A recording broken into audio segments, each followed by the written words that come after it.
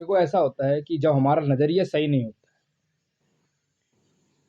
तो हमें महसूस ही नहीं होगा कि हम हीरो से भरी ज़मीन पे चल रहे हैं, और जब हमारा नज़रिया सही होगा तो हमें महसूस होता है कि हम हीरो से भरी हुई ज़मीन पे चल रहे हैं।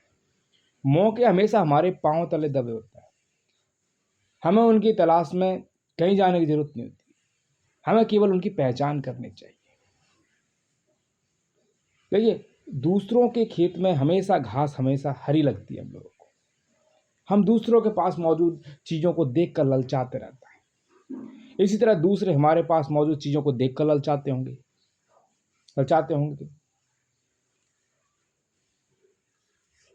इससे अपनी जगह की जो अदला बदली करने का मौका जो हासिल करके उन्हें खुशी होगी। जिन्हें मौके की पहचान नहीं होती, उन्हें खटखटाना शोर लगता है। खटखटाना उन्हें शोर लगता है, मौके का खटखटाना। मौका जब आता है तो लोग अपनी अहमियत नहीं पहचानते, उसकी अहमियत नहीं पहचानते उस मौके की। जब मौका जाने लगता है तो उसके पीछे भागते हैं। कोई मौका दोबारा नहीं खटखटाता। दूसरा मौका पहले वाले मौके से हो सकता है बेहतर हो, और बदतर भी तो हो सकता है, पर वह ठीक पहले वाले मौके जैसा नहीं हो सकता।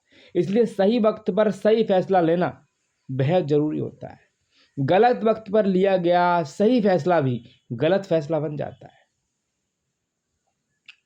एक बाइबल की एक बहुत अच्छी कहानी, डेविड और गोलियत की कहानी है, जिसमें गोलियत एक राक्षस है।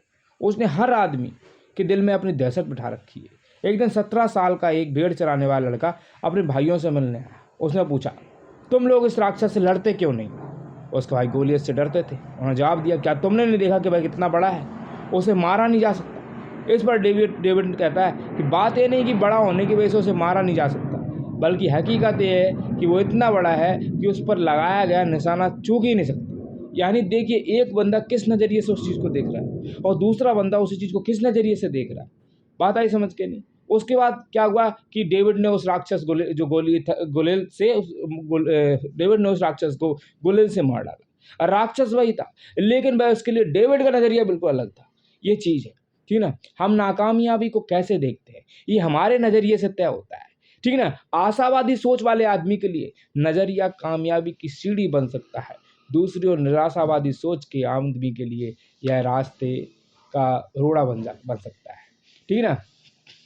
एक थिंक एंड ग्रो रिच करके बुक है, ठीक ना।